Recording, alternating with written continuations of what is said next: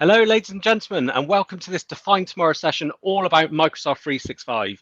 Today, I'm joined by a team of expert panelists to talk everything about Microsoft 365, reflecting on the journeys that our customers are going on, what Microsoft are doing with the latest innovations spoken about Ignite. So I'd like to welcome my panel into this session. First of all, we have the team from Computer World. So we've got Anthony Charman. Hello. We've got Megan Warren. Hi, everyone. And we've got Ollie Restorick. Hello. And on this episode, or on this session, we've got a special guest from Microsoft, Michelle Bowman. Thanks for having me again. It's always fun to be on the sessions with you guys, so I appreciate it. Definitely. We always like your passion and energy for the product and also to get your experience from the Microsoft standpoint. So thank you ever so much for joining us. So what I thought we would do, first of all, as a starting point, just to kind of ease ourselves into this session, is maybe just go around the room, ask you for a little bit of maybe an interesting fact or a bit of experience for around Microsoft 365. Just tell people how they can find you on social media or anything like that as well. Really, up to you what you want to share, but yeah, let those watching know a little bit about you. So Michelle, we'll start with you. Do you want to introduce yourself? Sure. So my name is Michel Bouwman. I work for Microsoft in the Netherlands in the role of senior channel sales for modern work and then mostly Microsoft Teams. So I look at trends in the market and at opportunities in the market and see how our partners can actually help you as an end customer to move forward in this very interesting world. I've been in Microsoft for 8 years, so I've been here quite some time already. I've seen the start of Teams. I've seen the start of Microsoft 365. I wasn't there 10 years ago when we launched Office 365, but I've been around quite some time. Interesting fact, I'm 41, which nobody ever believes because I still look like an 18-year-old. My wife and I heard somebody laughing. I'll get to you in a second. Maybe another my wife and I, we have 4 children, and that's also something that people often don't expect from us. If you're looking for me on the socials, LinkedIn is best way to keep up to date with all the stuff that I'm sharing. I try to share as much new news on Teams and everything around the products that we are releasing there. So LinkedIn is the way to go for me. Brilliant. That's great. Thank you very much. Now, Megan, over to you. Would you like to just introduce yourself? Yeah, I'm Megan Warren, and I am a Microsoft certified trainer and Microsoft 365 coach. So I work with organizations to help implement the training within their organization so users know how to use the applications. I really struggle to think of an interesting fact about myself. The best thing I could think of is that I have a Sprocker Spaniel dog, which actually isn't that interesting. So. I think the interesting fact about you is that you cannot think of any interesting facts. Again, I don't think it's that interesting. Ollie, would you like to go next? So I'm Ollie. I've been with Computer World since 2015. I work with organizations to help them design solutions and solve business problems, really. Prior to that, I was an IT manager at a law firm. And interesting fact, I don't think it's that interesting, but I've got a 1978 VW camper van that's spent probably far too long in the garage in recent years and needs some work on it. But it did take me around the coast of Britain 6 or 7 years ago. On Twitter, I am at Ollie Restorick. I think that's pretty interesting. I'd love a camper. And over to Anthony, because I know that's also one of your life plans that you've spoken about before. One day we'll have a camper van. Unfortunately, and I do apologise if this makes too much disruption in the background. We're having our kitchen done at the moment that seems to have stolen most of my camper van budget. So I've been in IT a long time. I sat down and worked it out earlier on today because it is actually my birthday, which is my interesting fact today. And I've been working in IT for 38 years now. Started on IBM System 34 as an operator. I can remember seeing my first IBM PC, my first compact server and implementing that. Novell NetWare I thought was going to be the future. Then got involved with VMware and in more recent years just really focused on Microsoft 365. And throughout the whole of that IT piece, my general mantra has been, just to reassess the importance of identifying what the problem is before you try and solve it with tech. So many people just lead with the latest tech.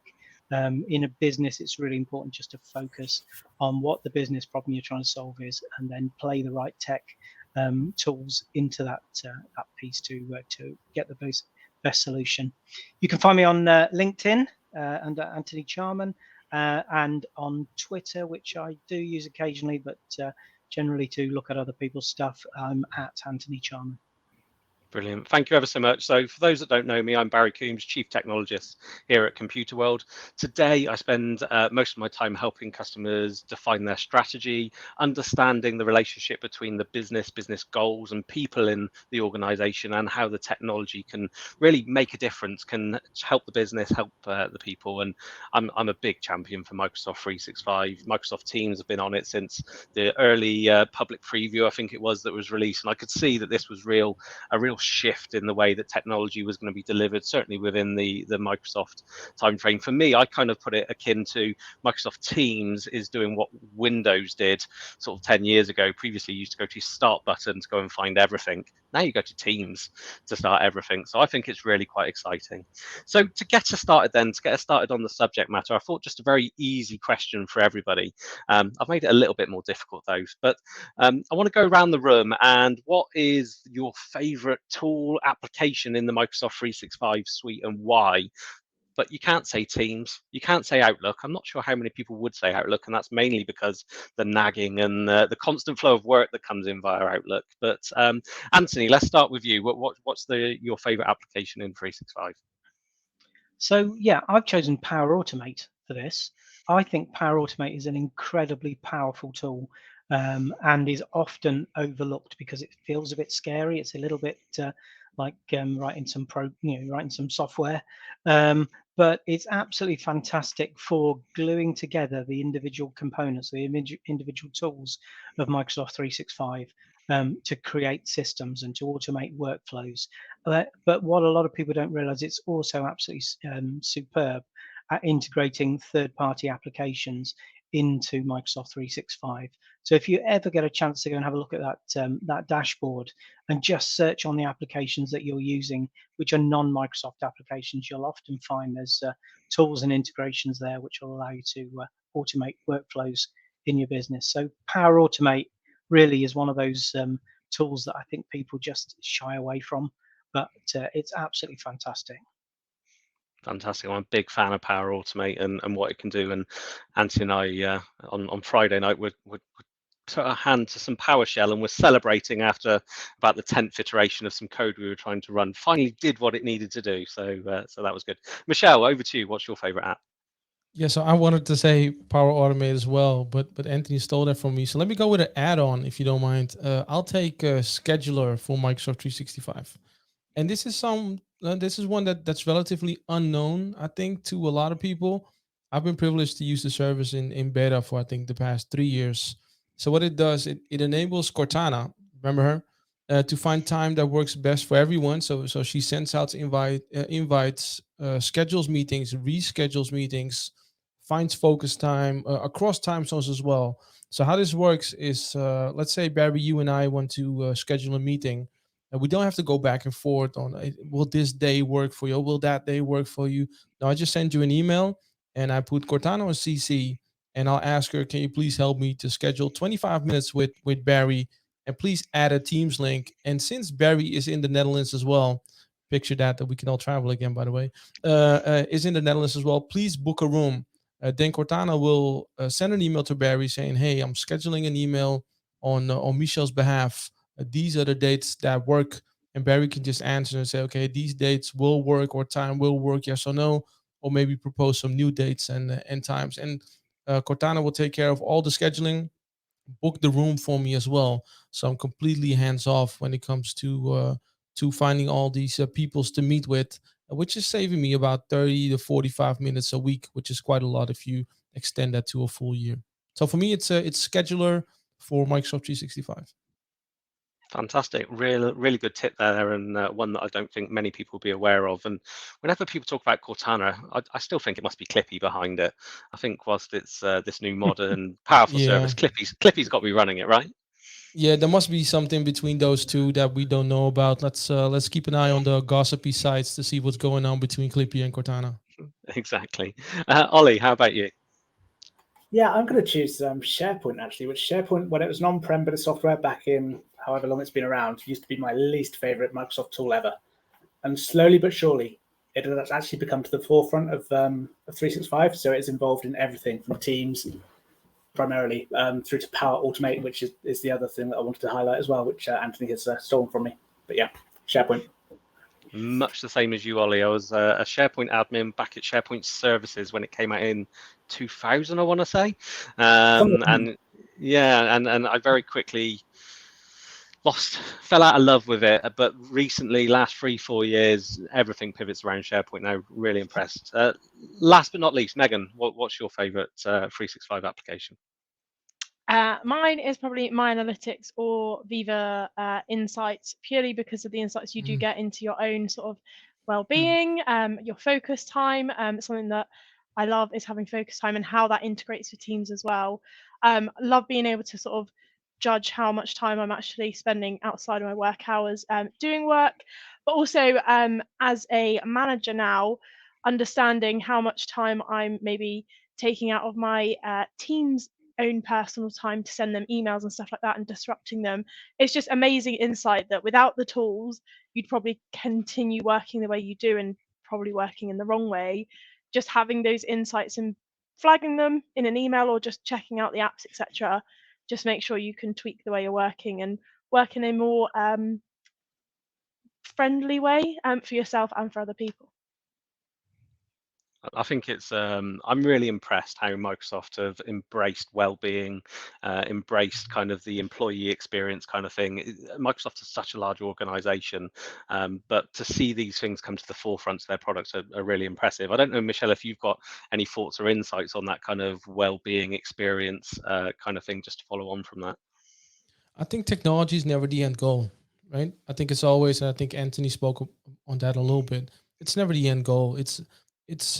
Yes, technology really amplifies human ingenuity, but it's people that drive the growth in organizations, and we must not forget that. And I think a couple of things that we learned, especially from the last 2.5 years, is one, the resilience of people. Right, we were able to really change our whole perspective on work. Work has changed in itself a whole lot, and we were able to move from working in the office to working in the house most of the time.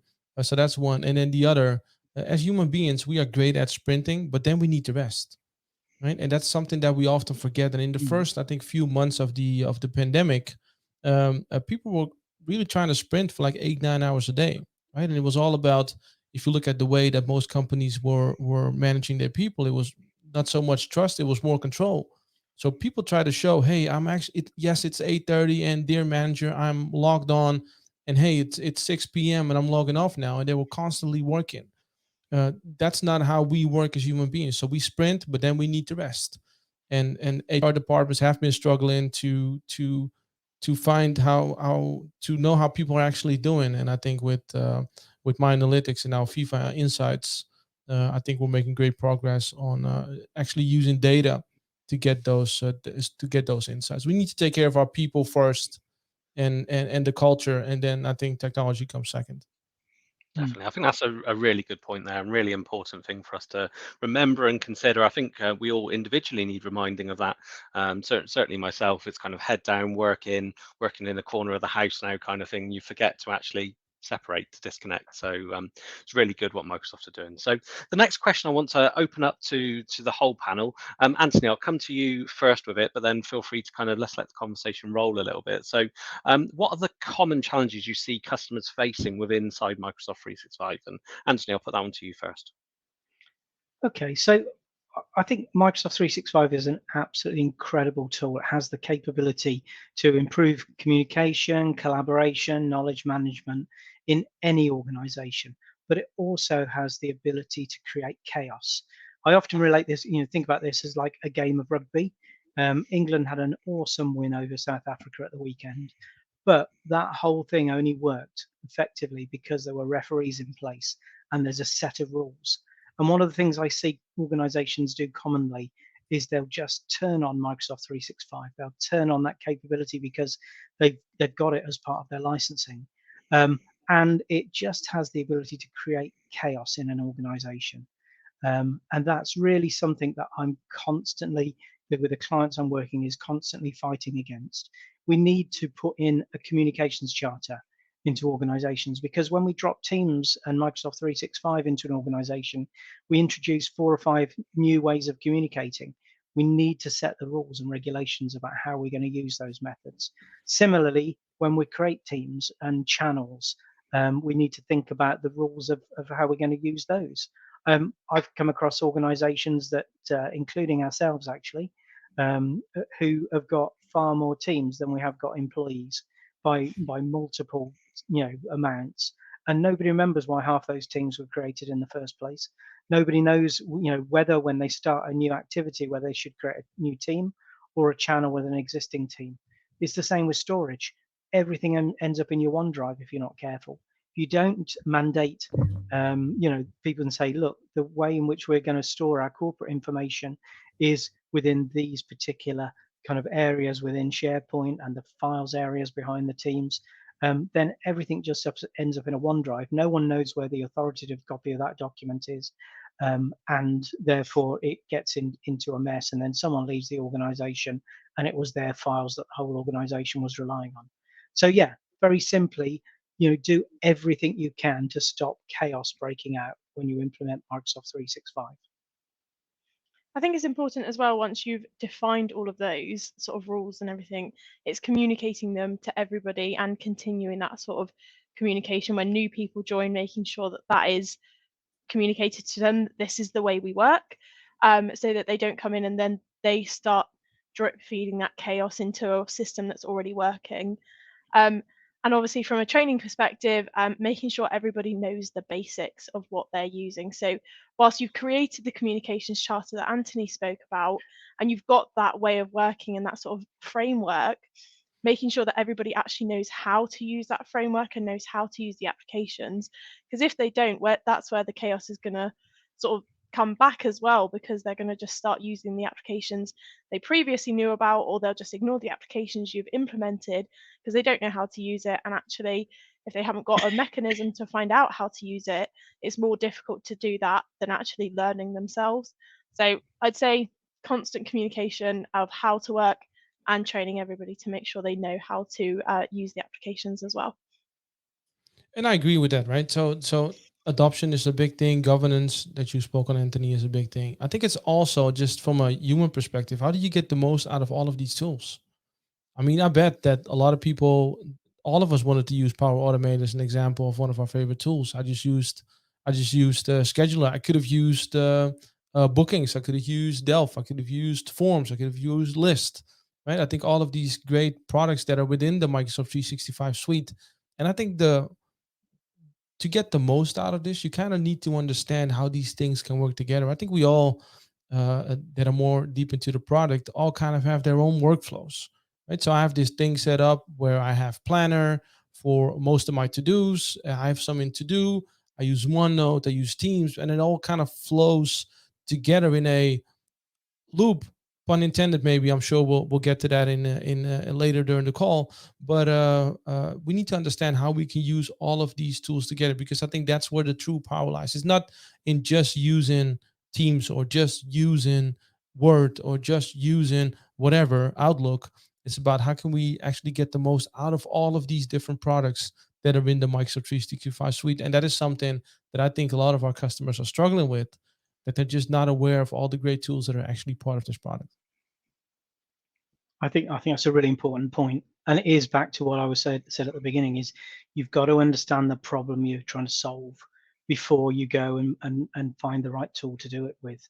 So many people look at a new technology that comes in. We looked at fluid components the other day, as that appeared in our tenants, and you're kind of going, well, what can I use this for?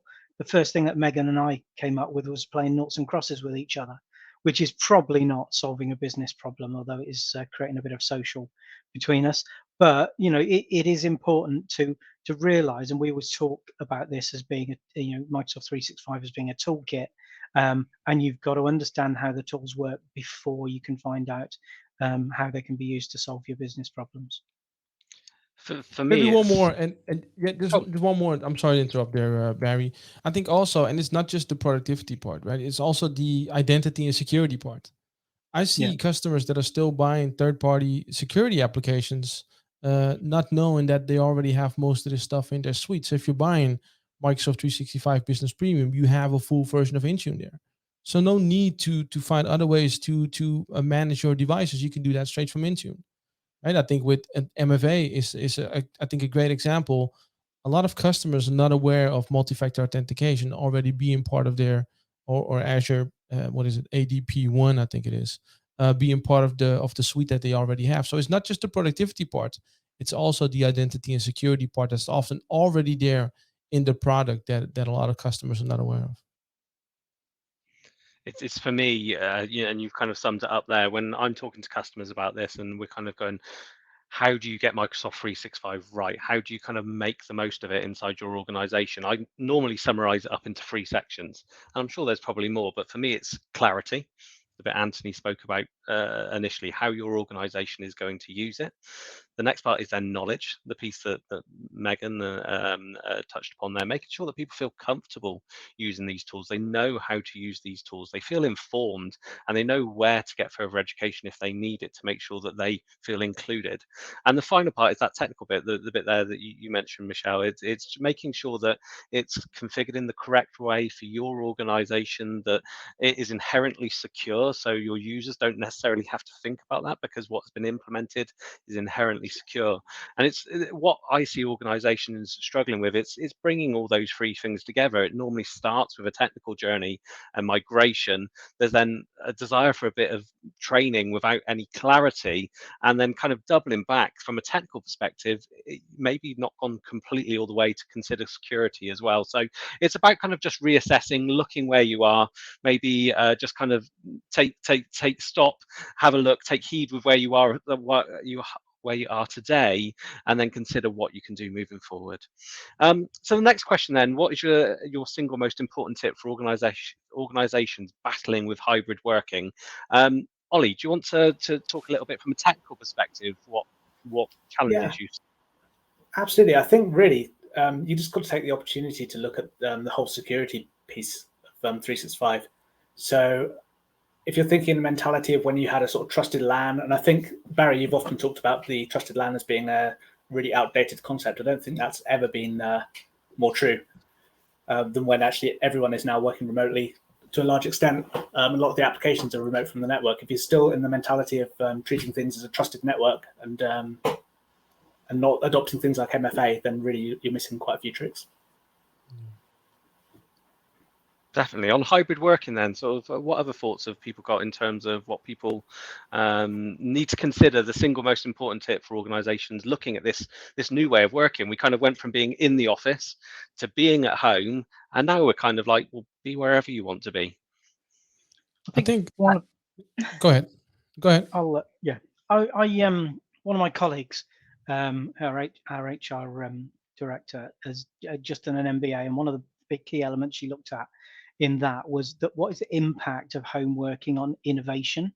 And I think her conclusions were that it's had a massive impact in the fact that we don't have those water cooler moments. We don't overhear those conversations in the office that will enable us to kind of add something into a discussion that someone's having.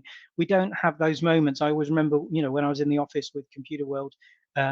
Dave Winner, our technical director, would be stood at the whiteboard when you worked in the tech area, and there'd be a team of engineers around them, and you'd sit and they'd be solving problems together. That kind of thing, there's a danger that kind of thing doesn't happen now. So I think it's really important that we create time for those innovative discussions, that we create a forum where people can get together, whether they're in the office or outside of the office, to discuss those kind of things. We also need to create some time for those social conversations as well, which often spark into ideas for what we can do within the business. I think we have far more effective and far more focused meetings at the moment because most of us are remote. But we miss out on those little gems occasionally because we just don't schedule enough time for those conversations to develop and to go off track a little bit. I think it's great we're having focused meetings and we're not spending time just trying to fill an hour to make it so we can call it a meeting. But we do need to make space for innovation in there and for that social bit as well, which many of us miss quite a lot just working from home. I think that's Michelle. spot on. Yeah, I think that's spot on. Right. So I'm all about trying to stop the meeting madness, right? But some things, and I'm all about working from home. I've been way more effective and productive here working from my home office. And besides that, I've spent way more time with my family, which is also super important to many. But it is a kind of a weird paradox that we're in because I think about 75% of the people want to have this hybrid world of work and being able to work from home whenever they want to. At the same time, we are social animals and we do want to have these moments. So I think a couple of things that we need to find out how we can solve them. One is the part that you spoke about, Anthony, driving innovation and team bonding. I think those still need to happen in person. I think that's difficult to do on a call, on a video call. And I think you really want to do that. Let's see if we can get everybody into the office or somewhere out there to indeed drive that innovation.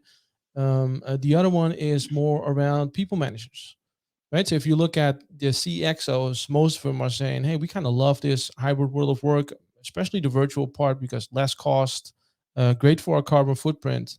Us as employees, I call myself a minion. So us as minions are saying, "We like it too. We're more productive, spend more time with the family, spend more time with pets," which is interesting, I think. But that's something that is showing up in the data. And we can also be our whole self. I'm wearing shorts and no socks right now, right? And I'm not going to show you.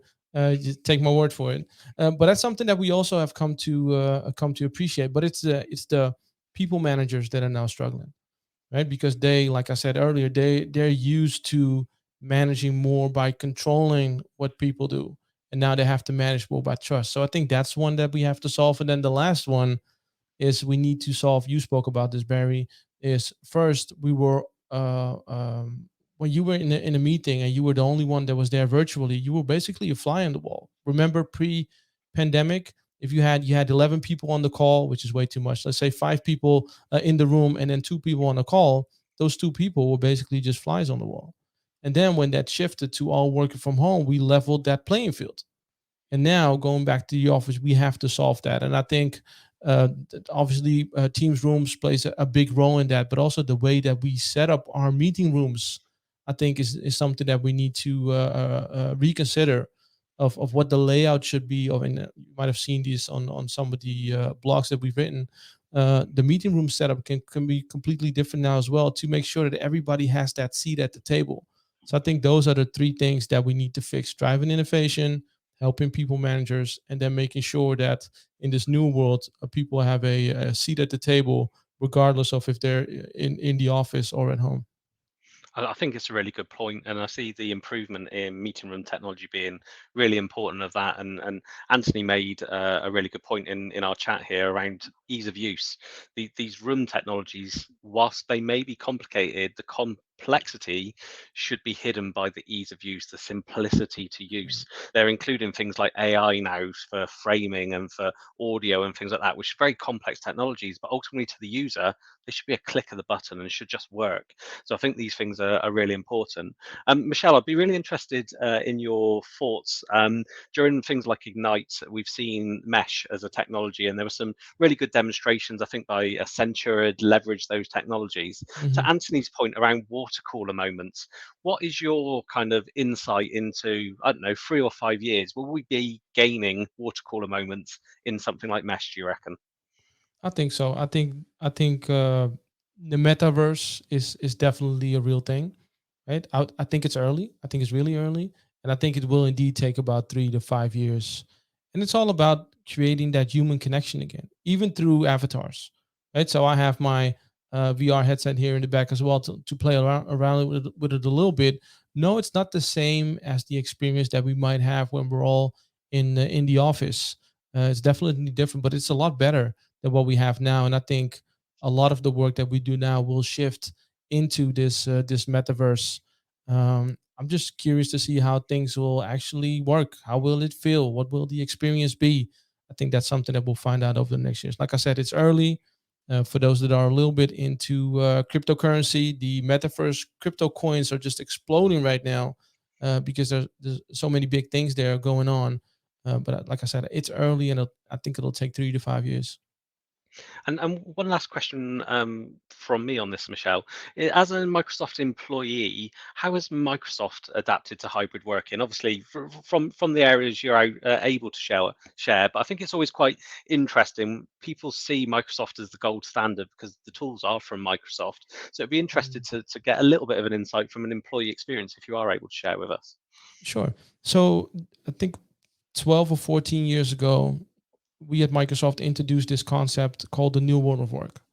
And the New World of Work basically was you can work anywhere and anywhere, anytime and anywhere you want to, right? So we disconnected work from location and time. For me, that meant, and it still means, taking my kids to school every morning, which is super important to me. And I try to wrap up around 4-ish my time to spend some time with the family, and then I'll do some work in the evening, right? So you're basically free to work whenever and wherever you want. So we've been doing this hybrid work thing for a long time. I don't think that everything in Microsoft is, when we talk about adoption, same with Teams, is always perfect, right? So we also had to go through that learning curve. And yes, I'm naturally the person that likes to dive in and find all the new features and find the best way to do this. But a lot of my peers have been struggling as well to work with the new tools. And I think that's no different from any other company. So I do think we set the standard. At the same time, Microsoft employees, believe it or not, are also people, and people love change until change happens to them and they have to adapt to it, right? So we also had to learn how to use the tools most effective.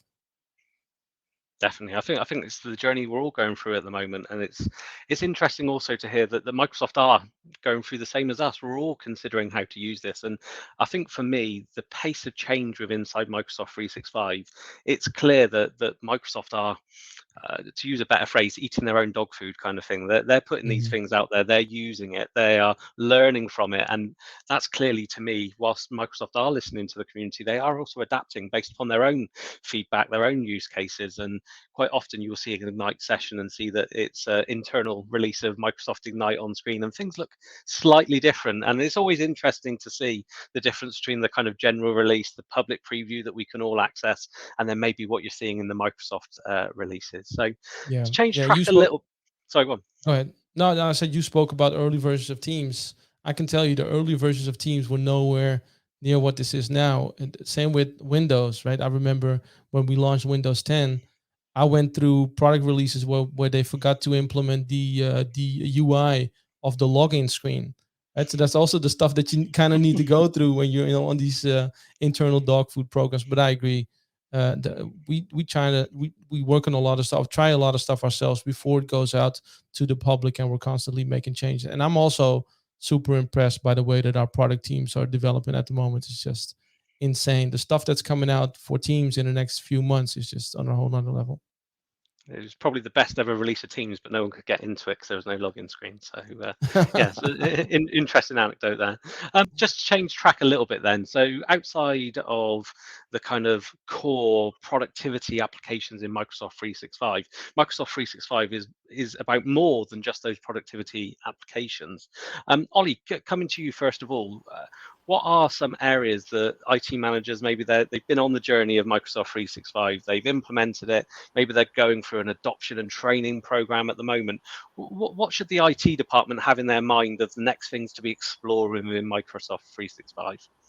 Absolutely. So everyone's sort of trodden that well-worn path of doing email and then Teams, but a lot of organizations then struggle to look at where they're going to focus next. So Michelle touched on it really nicely with Intune as being part of the Microsoft 365 Business Premium license, and a lot of the other licenses. You may already have this stuff. It's to actually use the functionality of mobile device management, MDM, and MAM as well, to be able to do some really clever things around conditional access, to be able to make sure that work data is accessible only from the devices that you want it to be enabled to work from. Definitely, it's such a big suite of tools that are available there, and I don't think people always kind of fully appreciate that the Microsoft 365 is the productivity tools, but is also the controls. Obviously, starting with the Azure Active Directory, getting your identity right, then coming down to things like Intune, and also I know Ollie, Autopilot is something that a lot of people are considering and looking at. Have you got some kind of just thoughts around Autopilot, what it is, and what people really should consider about Yeah, it? so Windows Autopilot really gets you away from this idea of you're going to get a box in from a Dell or whoever the vendor is and wipe everything that's on there and put your own image of Windows and applications on there. It's really building on top of what has already been shipped. So I think with the pandemic, we saw a lot of customers doing sort of crazy things like shipping directly to an IT person's home to set up devices to then ship onto another user's home, which is absolutely crazy. And it was a needs must kind of thing due to the pandemic. Nobody really knew what was going to happen.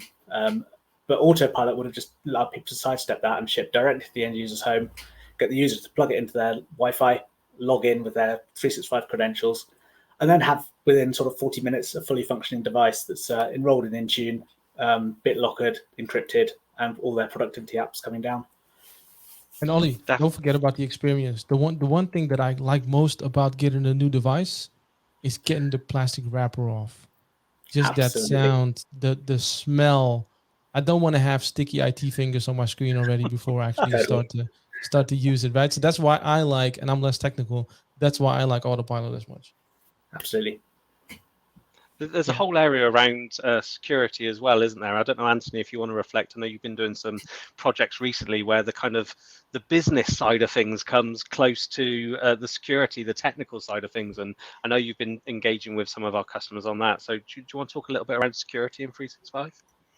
Yeah, I think it's almost back to that point of how do we manage the chaos?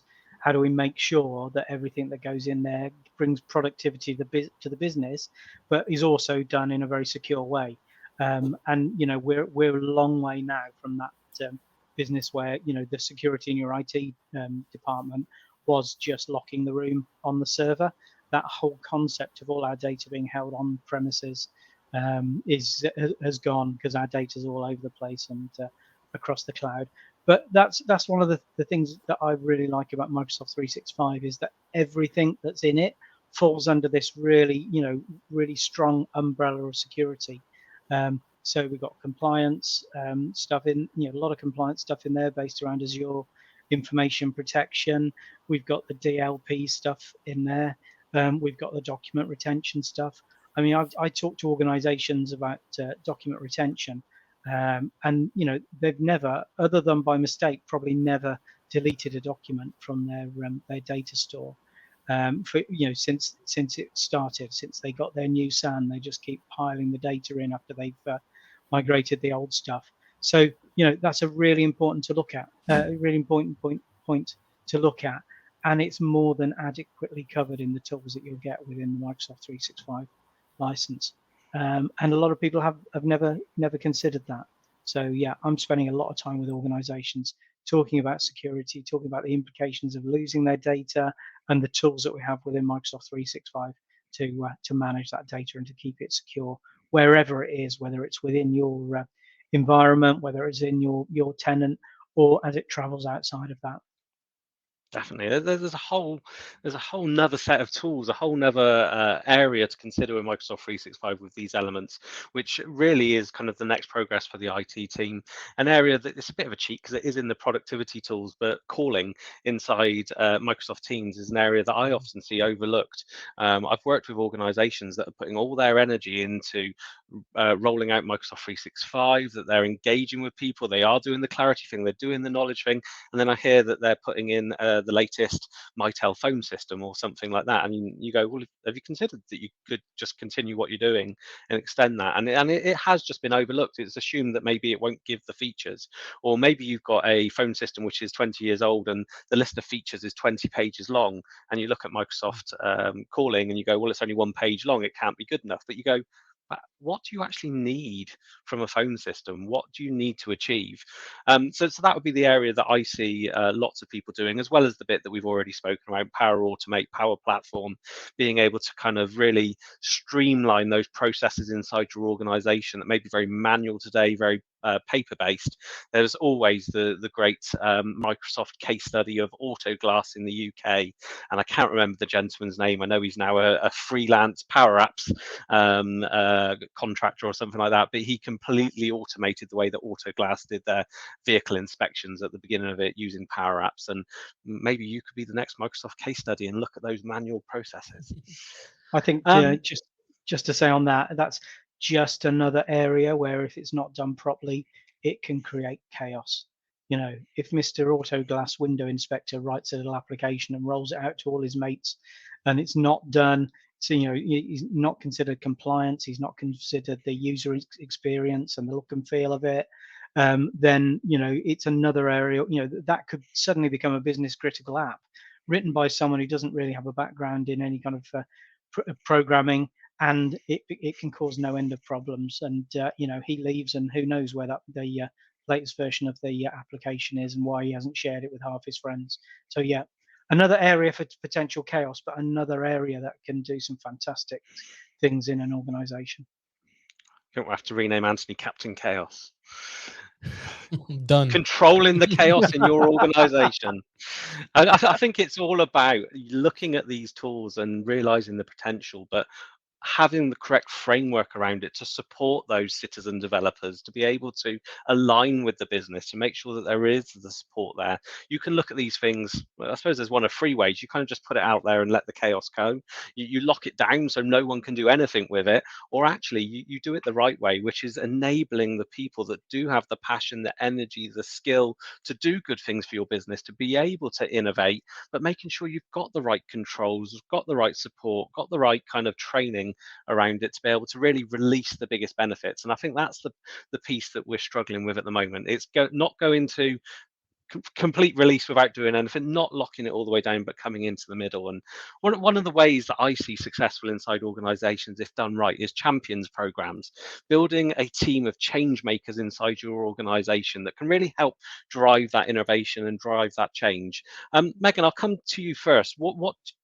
What do you see organizations doing well where there is a successful champions program?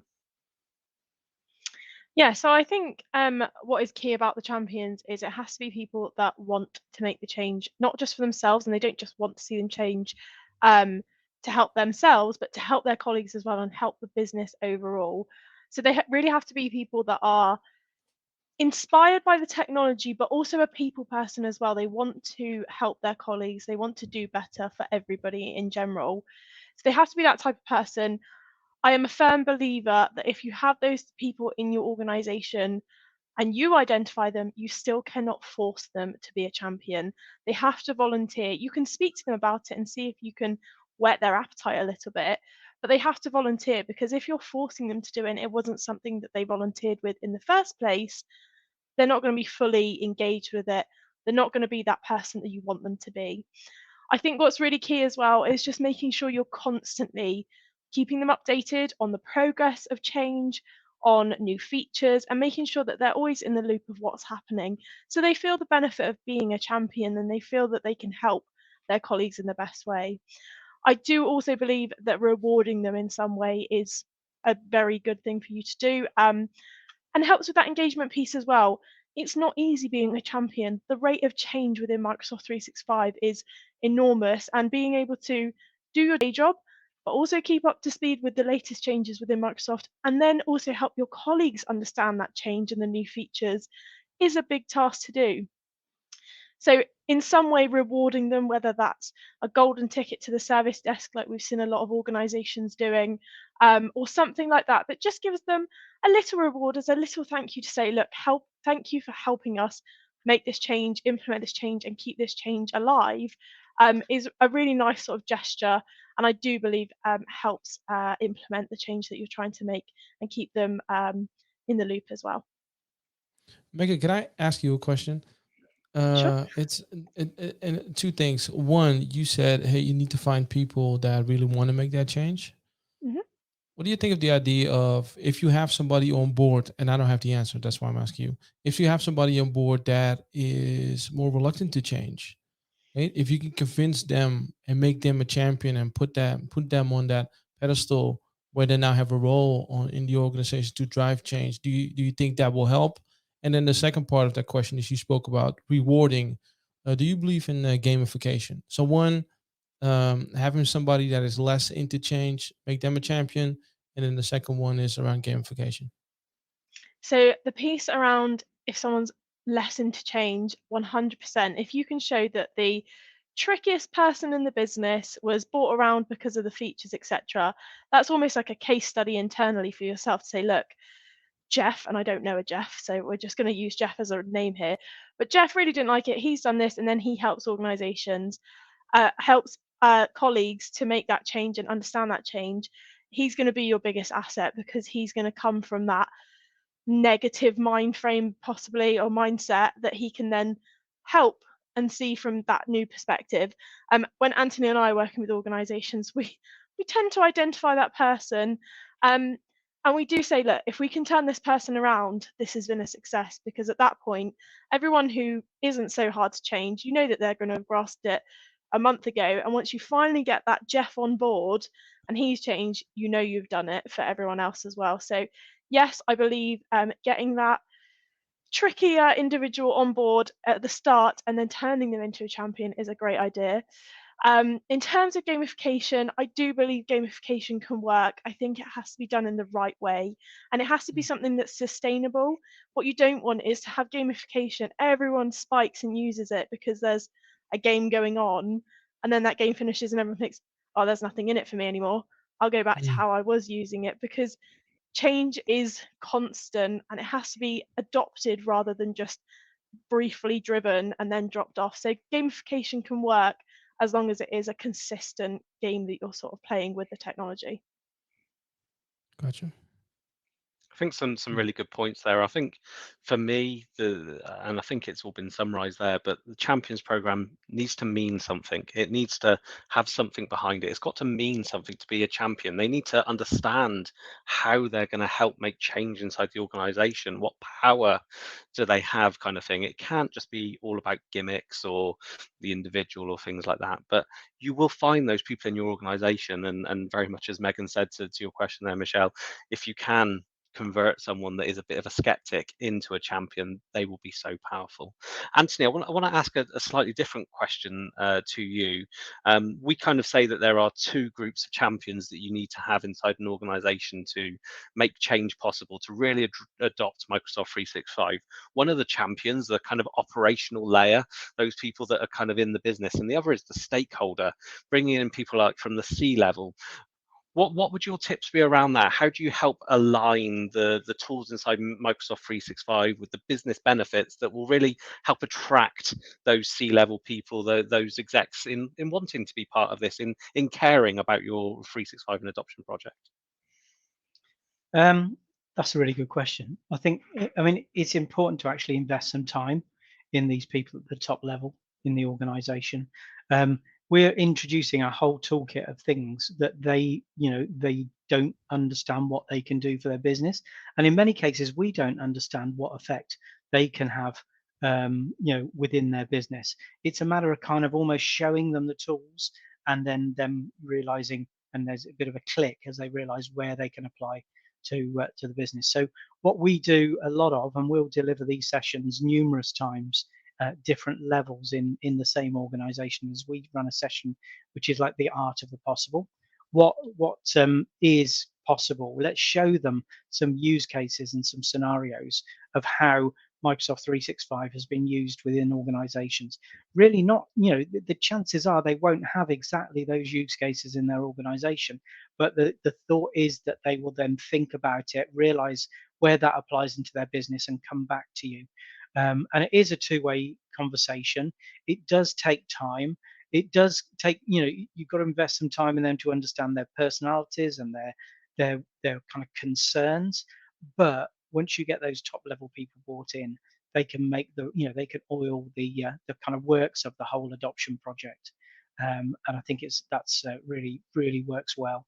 So, doing an art of the possible demonstration to people at the C-level and getting them, building plenty of time, as I said in earlier when we talked about the effect hybrid meetings, build plenty of time into those meetings to say how would that fit into your organization, get them to talk to each other about it, and help them to realize the benefits. So yeah, it is just investing time in those key stakeholders at the top of the business to win them over, because once you've got that, once they're on your side, then you'll see the change happen a lot quicker.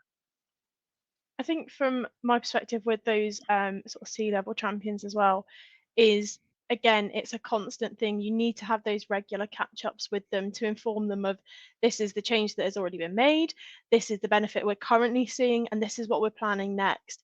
Again, if you can keep them in the loop and you can keep them informed of what's coming, where it's being successful, that's going to help motivate them and help drive that change even further. So again, it's a constant thing. A Microsoft project, in my eyes, is never done. It's always evolving. There's always something new to tell people.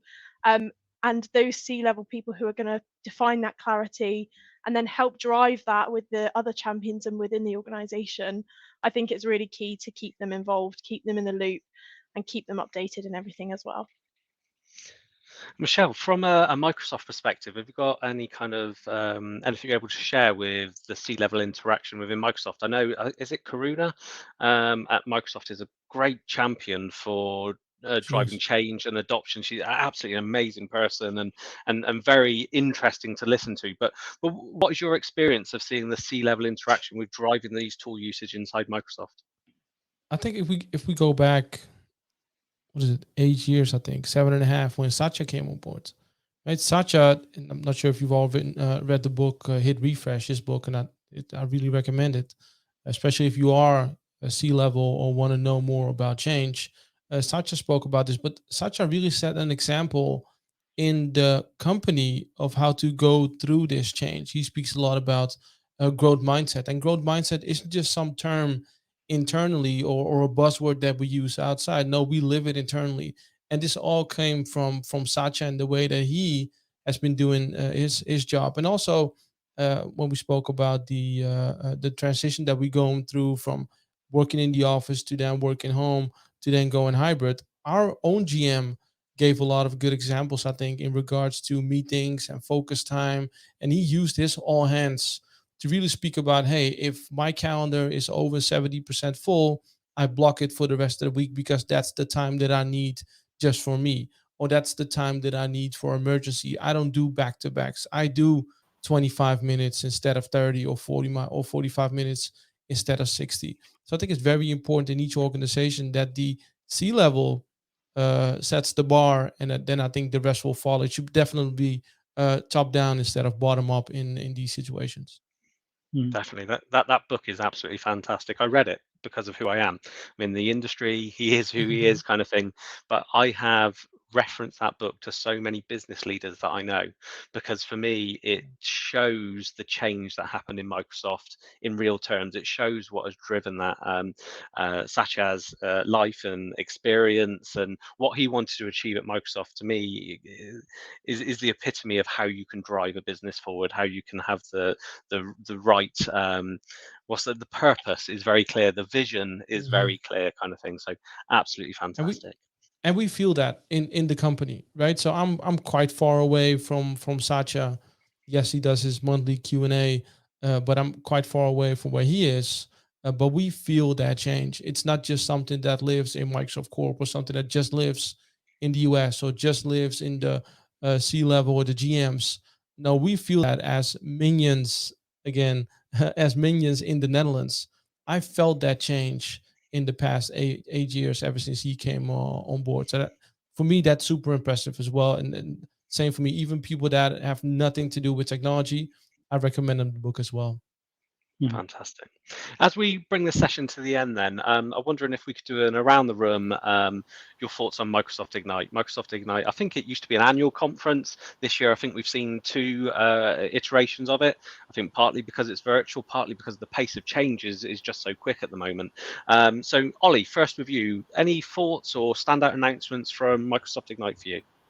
Yeah, there's a lot of announcements that really are coming in sort of future times. So previous Ignites, I think we've had a lot of announcements that things are happening on the day, less so much this time. But really the standout for me was actually Windows Defender for Microsoft, rather, Defender for Business. which anything that brings security down the levels down to be accessible to small businesses is a really, really good thing. So there's some tools in there that if you've already got Microsoft 365 Business Premium, this will be free. Otherwise, you can buy it for a pretty small cost. But it gives you some extra tools to identify problems, mitigate problems, do ransomware mitigation. There's a web filter in there, some attack surface reduction rules as well. So some really good security-focused stuff being announced. Definitely. I think security is such an important element, and often for smaller businesses, it can be seen that it's very expensive, it's difficult to do. So I think it's important that these tools are being made available. And certainly my recommendation is if you're a smaller business or a larger business and you're considering how do you make Microsoft 365 more secure, how do you make your infrastructure more secure that is hosted in Microsoft 365, book a chat with Ollie and understand what is available, because there's a wealth of different tools, things that can be done in different ways. Anthony, your thoughts on Ignite? Loads of stuff, wasn't there? Really, it took a couple of days of my life just to absorb what was going on there. But the key thing, I think, for me is shared channels. Being able to share a channel outside of your organization. Teams it always gets a bit sticky when it gets to that conversation with people when we're configuring their tenant, when you start to talk about guest access and external access. Really, what that's done is mean that most of the efficiencies in communication and collaboration that Teams has brought up until now has been within your organization, because external access with chat is quite limited and guest access is quite clunky. So shared channels, the ability for us to share a channel from a team with an external organization, I just can't wait to see how it's been implemented, and really think that's going to start to unblock a lot of the communication and collaboration efficiencies with people outside of our organizations. So yeah, that's my number one announcement there. I've been waiting for a while, but I believe it's coming very, very soon. Definitely. I think it will completely change. Important note there, it's important that both tenants configure Teams Connect. Right? So if you start working with shared channels, you configure it in your own tenant, but then the other party has to configure it as well. That's a really important insight there. Yeah. I think it's going to completely change the way we collaborate. For me, Yes. Chat is really good today, communicating with different organizations. The way that channels are shared today doesn't work effectively for me, simply because I will forget to go and check in those other tenants. So this will really make a difference. Megan, your thoughts from Microsoft Ignite? Yeah, my brain definitely hurt after a few days of it. So there was just so much to take on. For me, I think like the biggest thing, obviously there's announcements coming and they will drip feed in as we go, and that's important to keep everybody updated in what they are. So if you already have rolled out things like Teams, making sure you have a way to inform people of the new changes, because buttons move, new features come in, and you want to make sure that they're aware of that. Probably my biggest application that was announced, or the features that are coming, is all the new things that are coming to Office.com or the Office application. The fact that you're going to be able to have branded templates in there. For me, as a marketing manager at Computer World, the amount of times people ask me where the branded Word documents are or PowerPoint documents are, and I have to send them the link or show them where it is, that's going to make that so much easier, because it's somewhere that people go to on a regular basis anyway. The fact that you'll be able to search with more filters to find your documents. I just think Office, for me, is the place I go to when I want to find anything I need. I don't know that a lot of people use it in that way. So these new features that are coming with Office.com and the Office application, I feel are really going to cement it as Office is the place you go to when you want to find anything you need within Office and Microsoft 365. And that's really going to be the message that we're taking to our clients when we do things like training and showing them the sort of features and functionality within Office.com and Office application to make sure that they know it's the place to go. Definitely. Michelle, what were your thoughts then from Ignite? I mean, for you, it's probably a lot of stuff that you've already were aware of, but finally you can talk about it with your customers, I'm guessing. That's the tricky part about Ignite. I try to stay in the loop, again, pun intended, every time. And I'm up on most of the stuff that's coming, but there are always one or two surprises for me as well.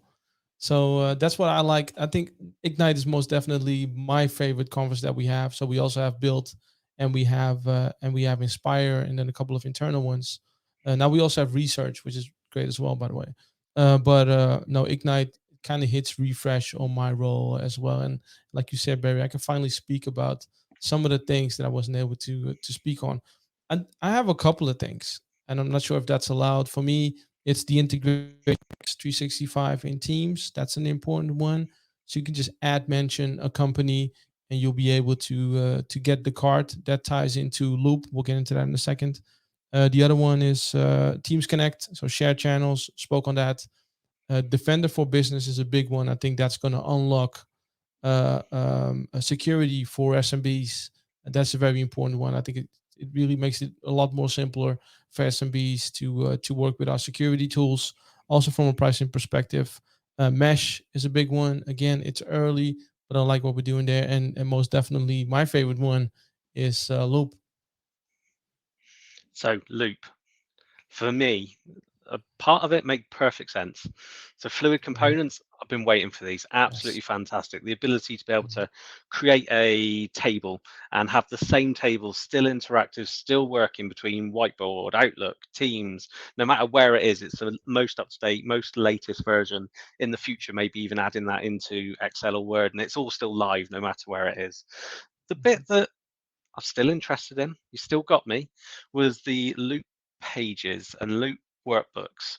For me, it was trying to understand how this new Loop application sits alongside Microsoft Teams and doesn't become another competitor for Microsoft Teams. Do I have my project in Teams? Do I have it in the Loop app? You're able to just give me a little bit more of either your thoughts and feelings around this, or Microsoft's thoughts and feelings, whichever's most relevant. Yeah, so I'll give you my look, because again, Loop was one of the surprises for me, and obviously I dove immediately in what it is, and I tried to find the product group and try to find out more about the product. So for people that haven't heard about it, it's a we call it a powerful, flexible canvas with portable components. Those are the Loop components that move freely and sync across different applications. So, like you said, Barry, if you have a table, or let's say you go to a Teams meeting, soon you'll be able to have your agenda, right, already in a Loop component. So Microsoft Loop is three things: it's components, it's pages, and it's workspaces, right? So a Loop component can be the agenda, and the agenda then sits in your meeting. But other people might want to work from Outlook, and somebody else might want to work from Word. Somebody else might want to work from OneNote. It doesn't really matter anymore what app you're using, because the information is always there. I think one of the biggest changes, all of us on this call, we all had to learn how technology worked, right? We had to learn how Excel worked. We had to learn how MS DOS had worked. We had to learn all these things. We had to learn. I think more and more technology will actually work the way that we expect it to work. That's what I like so much about this. Components, Loop Components is already in preview now in Microsoft Teams, so you can start try it. The agenda, I don't think it's in there yet. I think it's status tracker, voting table. So let's say you want to do a team offsite, right? Hopefully, we're back in lockdown or semi lockdown here in the Netherlands again, but hopefully soon we'll be able to do team offsites again. You can have your voting table, and people can vote from Teams. They can vote from Outlook. They can vote wherever they want to. You can copy these different elements in all of these different places. So if you do pages, you can have one product that you're working on, or one project that you're working on, and you can have it all on this one page, right? And then add the different links to that. So it's a flexible canvas where you can, and it can organize all these different components. And then Loop Workspaces, which should be out somewhere early 2022, is really a shared space that allows you and your team to see and group everything that's important to your project. And that might come from different teams, right? I don't want to be. I think it was Anthony that said this, or maybe Ollie was who said it. In some companies, you have more teams than you have employees. I don't have to be on every team, but I do need some of these components. Right. So now you can copy paste the component into the Canva, the workspace or the page that you're working on with your team, and you can have everything in one place. I had the same when I first saw the video. I was like, "What's this?" Initial reaction, super surprised because I didn't know. I was upset, almost started crying because I thought I was in the know, but I wasn't. And then I started looking around and saw the power of loop components. I had been working with Fluid for quite some time, and it's a game changer for me. The more that I look into this, the more I understand it is going to be a lot easier for our customers to work on the stuff that's important for them, regardless if they are in Teams, in Outlook, in OneNote, or whatever application. Definitely. I'm really excited by the power of Loop and the components and things like that. I think we're only scratching the surface at the moment. For Yes. me, this looks like the start. I think it was even touched upon in one of the sessions. This is the new way of working. These are the new applications. Don't worry, Word, Excel, and PowerPoint aren't going anywhere, but these are the new. And for me, it was that kind of don't worry, Word, PowerPoint, and Excel aren't going anywhere. You can just imagine a new iteration of these tools, whether it's just an iteration where everything becomes fluid. It's kind of which canvas do you want to be in today, and then bringing in the relevant pieces into that. I think it's going to You be started. No, so you started the session with uh used to be Windows used to be the start of your day, and then I'm paraphrasing, but and then Teams became the start of your day. I think we're going to see that shift again. It doesn't matter where you are in the operating system. The info that you need is right there for you. So I definitely think that that loop will be another shift in where does your day or work start. the I'm just focus is not. on what you want to do, isn't it? Go on, Anthony. Yeah, I'm not going to say anything because I'm going to get called Captain Chaos again if I say anything about the potential of looping organisations. So I'm just going to sit very quiet. It could cause chaos. I'm really excited, and I think we have a challenge. We have the ability to be able to help our customers understand these tools, understand how to make the most out of them, understand how to do it in such a way as to not create that chaos. And I think that's really important. We've overrun massively, but thank you ever so much, guys, for joining me on this panel session. It's been a really interesting conversation. For those that want to hear more like this, make sure you check out the Adopt 365 podcast. Every month we're there with Megan, Anthony, people like Michelle, Ollie, and people like that, just kind of giving us those insights into 365 and how your organization can make the most of it. Just a reminder, Computer World are a modern workspace specialist. We are a CSP cloud provider. We have fantastic technical resources, change consultants, training specialists, as well as a full team able to support Microsoft 365 in your organization. So if you're looking to leverage, get more out of Microsoft 365, make sure you speak to your Computer World account manager or reach out to any of us on LinkedIn or the other social media platforms. Thank you for watching this session. Be sure to check through the different Define Tomorrow sessions to understand how you can leverage more out of Microsoft 365 and modern working. And I look forward to speaking to you soon. Thank you.